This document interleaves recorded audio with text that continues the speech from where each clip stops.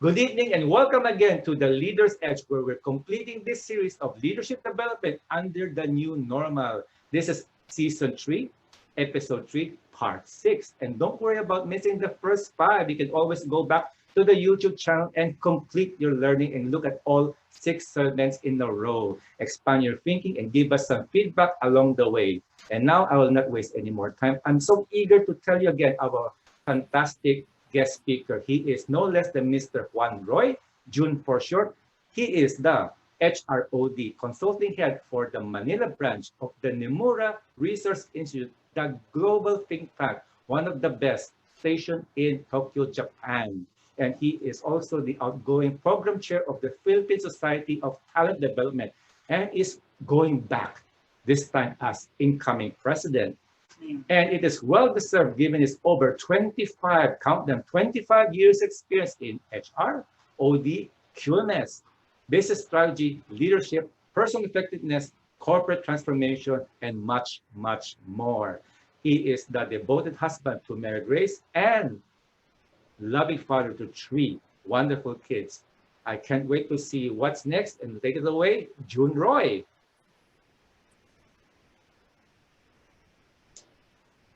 Thank you, Nelson. Ladies and gentlemen, good evening and welcome back to our session on leadership development in the new normal. In the previous sessions, we talked about social learning, reflective learning, curating experiences, and storytelling. Now, another probably controversial or something that is really difficult to do, especially among Filipinos, is what we call reverse coaching. What? He will be my coach? What has he got to teach me? I've been in this business for 30 years. I'm almost about to retire. I should be the one to coach, not him. So this is probably what could be running in the mind of someone who is like a veteran leader or a veteran in the organization when he hears about reverse coaching. Reverse coaching when someone who is more of junior is the one who is going to coach a senior person in terms of rank or age. Now just think about that for 1 minute, maybe less. Think about who among your colleagues or staff, if you have, who are junior to you, can probably coach you. Maybe there is an answer to that. You can easily identify. Maybe it's your first time to engage with this question, and then your mind is telling you that, in fact, there is none because I'm the one who is supposed to teach them. But one thing we learn about the millennials and our current generation of what we call Generation Z is that they can teach us a lot of things. For example, my coach in digital transformation, particularly in e-learning, are my own staff. They're so good in technology that whenever I want to learn about, let's say, Canva, all right, how do I use Canva? Shortcut, I get a coach. And who is my coach? Someone more junior than me. In age, he could have been my daughter. But she's so good in teaching me that in few minutes, less than 1 hour, I was able to get the idea of how to use Canva. Zoom. There are so many things in Zoom that I don't understand before. And so again, I call another coach. Again, he is or she is someone very junior to me. So what does that say? Our millennials, those younger generation have so much to teach us. Each generation has their own strength. Each one has his own strength. There's someone, I think it was Helen Keller or Ralph Waldo Emerson, either of them, who said, every man I meet is my superior in some way. In that, I learned of him. I think it was Emerson.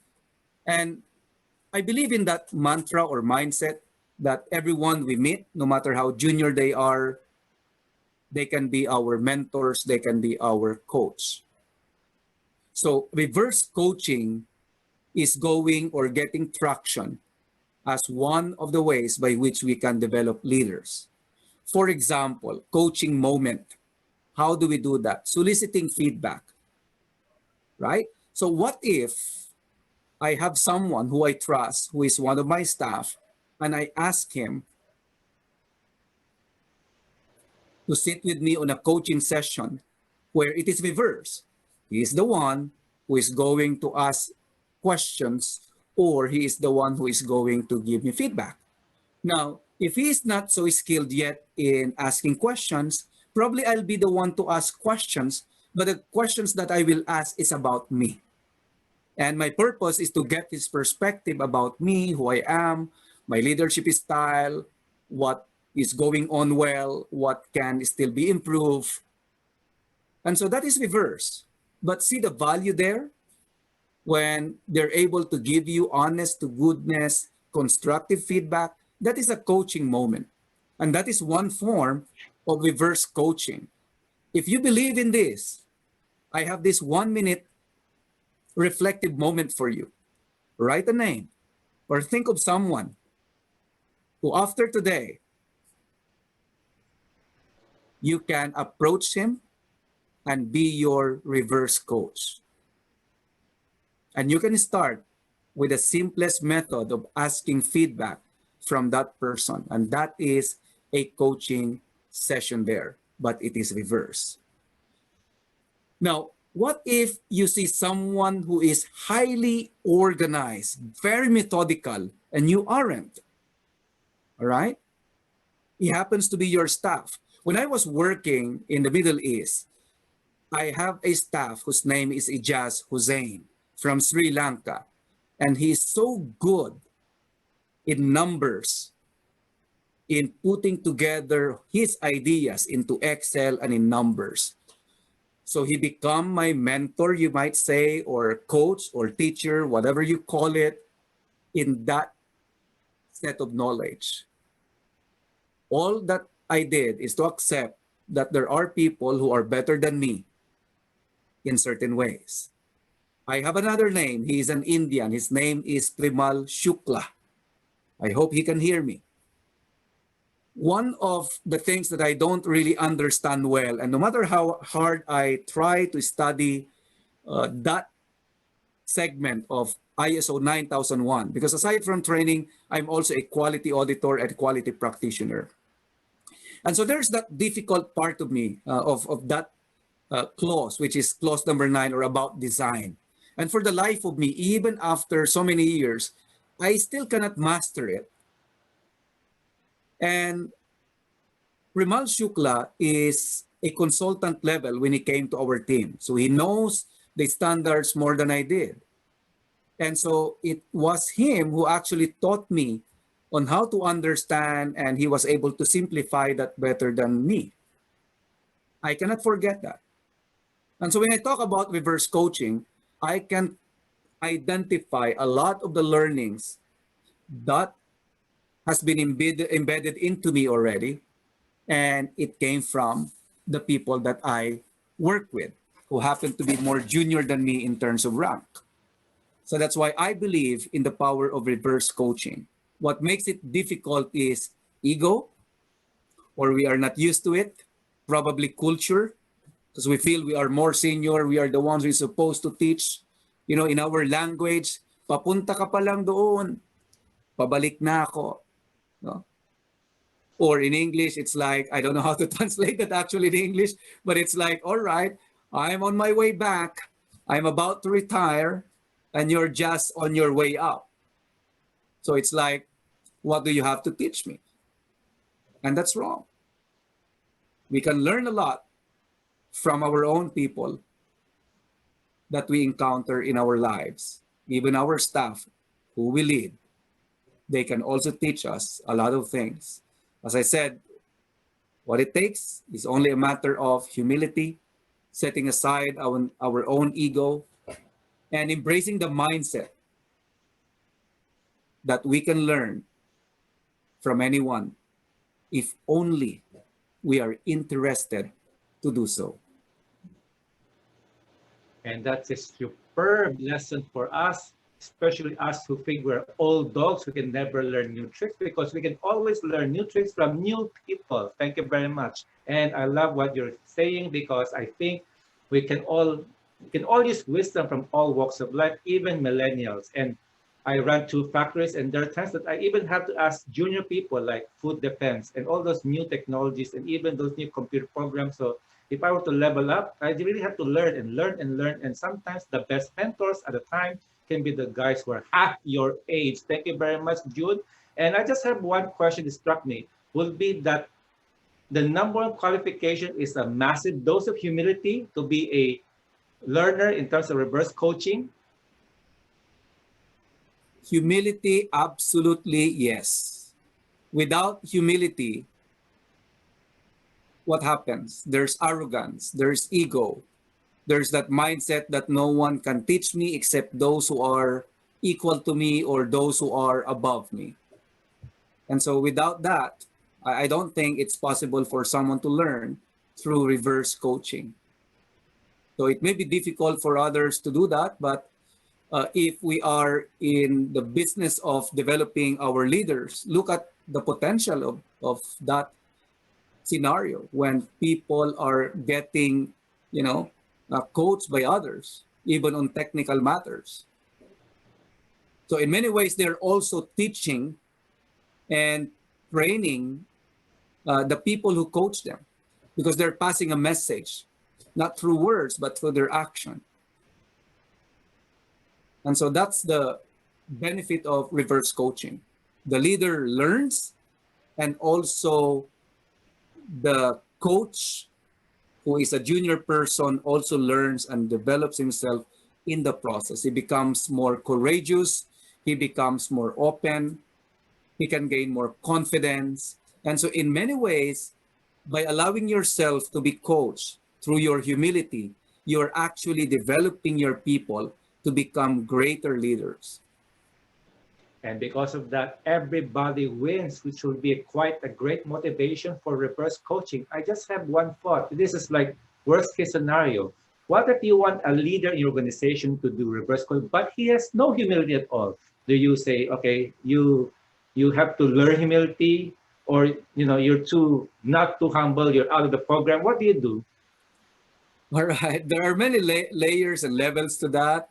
So as an HR person, if we see that the psychological profile of a certain leader or person, there is some kind of arrogance there. But in my experience, the arrogance is like a veil, right? It's like a cover. Underneath that, there are insecurities. So if you want to empathize with the person and don't hate the arrogance, but look at the person as somebody who you have an opportunity to help with, then having a good conversation, deep conversation with that person on a coaching session, in my experience, even the persons who are perceived to be arrogant, they can listen and they can adapt. I work in the Middle East, and there are cultures that are naturally perceived by Filipinos to be arrogant, but that's just the way they speak, that's just the way they behave. They are not insulting you, they're not disrespecting you, but they can be arrogant because they are like the antithesis to our style. So when I deal with them, I respect that they are like that.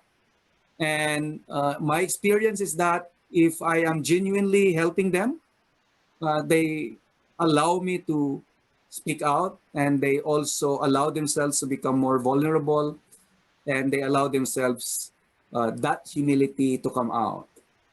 So it's not easy, but that's the way I know on how to deal with people whom we think are not humble. Thank you very much. And I know some people who love to say, I'm humble and I'm proud of it. Going forward, I like to think about what will be the recommended areas of coaching. I can imagine skill and maybe knowledge. I just wonder about life experiences because I'm thinking like, hey, I'm 50 years old. Why should I ask advice about life decisions to a guy who's just barely off of college? Is there something like a do's and don'ts, a sort of you can do this and not do this in reverse coaching? Of course, there are do's and don'ts there, especially when you formalize it. Uh, you don't want to force the issue to someone to give you feedback on something that he has no idea about, or he might not be able to give a competent reply or answer. But if it is about, let's say, for example, if I talk about my life as a married person and I ask a single person to talk to me, then there's no way because he doesn't have an experience. But if he takes the perspective of a son, all right, and I allow myself to be the father, right, then he can give a comment on my father role based on his role as a son, right? In a corporate setting, he might not have the leadership experience. So I wouldn't ask him ideas or feedback about me based on his experience as a leader. So I can put it into context like, Nelson, based on your experience as the one who is being led as part of the team, what do you think is I am doing well as a leader? So he's not judging you based on his leadership competence. He's giving you feedback and he is coaching you based on his experience as the recipient of your leadership. So it's a matter of putting into the right context the engagement. But if I only say that, Nelson, what do you think I should do here? He doesn't have an idea. So it's important that context is clear. I love about context. And speaking of context, I'm talking about the overall view. And I wonder if, like other parts of mentoring, is there like a timeline? And therefore, at one point, this reverse coaching is concluded. We've met our objective. How do you determine that it's supposed to be over, or should it be continued? Because there may be more things to come. All right. So that depends on whether the reverse coaching is formalized or informal. So there are coaching moments that are not informal, not so much structured, like I can invite my staff or a junior colleague and solicit feedback. So that is a coaching moment, right? We engage in a coaching session, but there's not much structure there in terms of a plan or like a timeline. So I encourage doing that because that would set the momentum and the discipline or the habit. Now, there is a reverse coaching that is formalized. And if it is formalized, so that means, of course, you have to, you don't just go out and say, all right, from here on, guys, we will do a reverse coaching.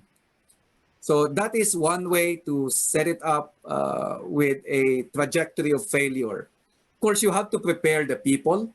You have to teach them about what they should do, their role, what is reverse coaching, what is expected.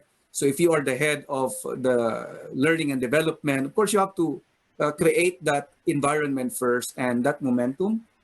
And then you also have to teach or to train the leaders to allow themselves to be vulnerable, to allow ideas to come in, the feedback to come in, to be coached by others. So that kind of setting the environment is important. And when you are the one who is already about to do the coaching, environment is there already. Of course, you need to have a coaching plan because most of the times what might happen is you will be the one to ask questions, right? So in many ways, you are still doing the coaching in a way that you are allowing the person to provide you information. Yes, there's a certain beauty to that. I'm beginning to be enamored with the concept of reverse coaching. So thank you very much. You just opened my eyes to some form of new learning opportunities there. And so in summary, I like what you said about this may be controversial, but in my take, it is innovative. But then again, People used to say that the earth is flat and the earth revolves around, or rather the sun revolves around the earth. So guys, if it's new, give it a try. You may have some great surprises along the way. And as we say, all good things should come for an end. And parting is such sweet sorrow.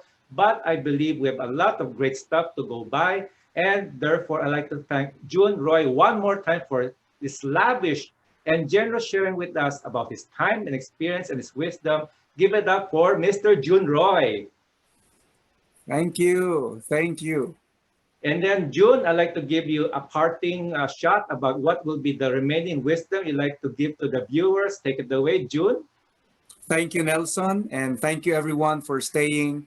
So the question now is, having heard about the options that you have in developing your leaders and even for yourselves, what's next? What's next are pretty much obvious. So if you see something new, something innovative, as Nelson said, then it's time to review your leadership development program. And with that review, it would allow you to redesign them by incorporating new ideas, even old practices that are new in your organization. And then what happens next is that you will have a leadership development program that are attuned to the needs of the times. So if there's anything that we can learn from here, are these. One, even with this new normal, some old things remain relevant. The goals of leadership development will continue to be about driving performance and preparing leaders to manage the future of their company. Storytelling will always be a tried and tested approach, and it will continue to be a powerful way to touch people's lives. Reflection will continue to be one of the best ways by which you can translate experiences into learning.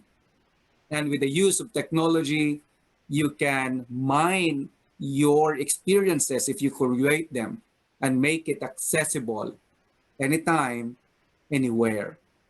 Now, what allows us to challenge our learning development program is our assumption that the biggest room there is in the world is the room for improvement. And the challenging mentality that when you challenge, is it still relevant?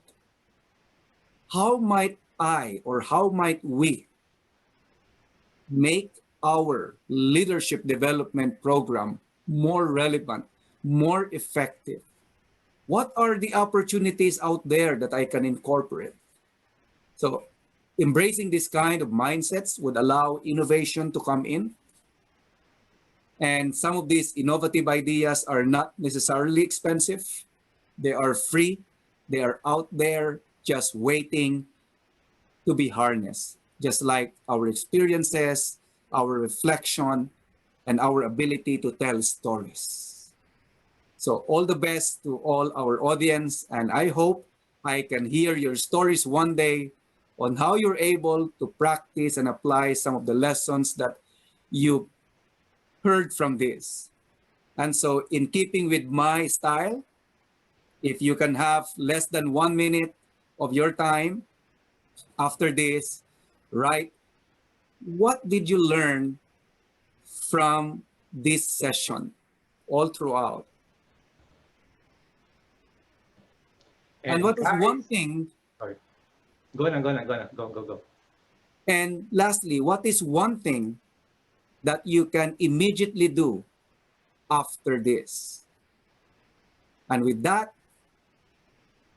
it's my pleasure to be with you in this series. And I want to thank Dina, Bino, and Nelson for giving me a chance to speak to all of you and for sharing what I feel are important elements of the leadership development program of any company, and for sharing my belief that if we are able to develop leaders well, they will develop good people great organizations that become the backbone of our society and our economy.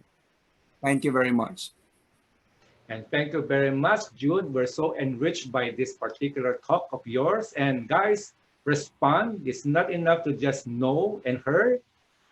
And thank you again, June. We're so enriched by your talk. And guys, just also don't forget to respond because it's not enough to just hear and learn. Also, you will have to put them into practice. Pandemic is, of course, an extraordinary event and therefore be extraordinary in terms of leadership development. There's great material in these past 6 sessions. Well, that's a wrap for this particular series. And join us again for the next topic, episode 4, where we have a South Korean expert, Mr. Dae Lee, who will talk about culture and psychology of leadership. Until then, this is Nelson Lee signing off. I had a great time, and I'm sure you had a great time too. And have a wonderful time this coming Christmas. And God bless you.